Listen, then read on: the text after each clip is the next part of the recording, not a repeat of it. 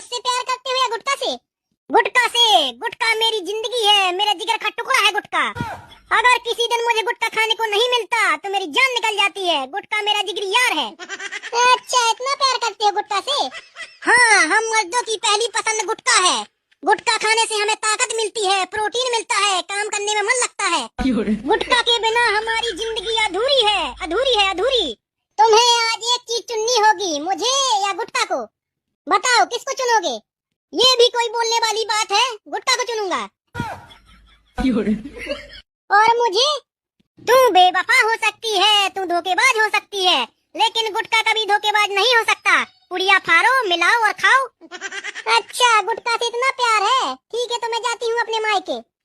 अरे तू कल जाती हो तो आज चली जा, लेकिन मैं गुटखा खाना नहीं छोड़ूंगा, नहीं छोड़ूंगा, नहीं छोड़ूंगा। अगर कोई मेरे गुटके के बीच आया तो लाशें बिक जाएंगी, लाशें। गुटखा।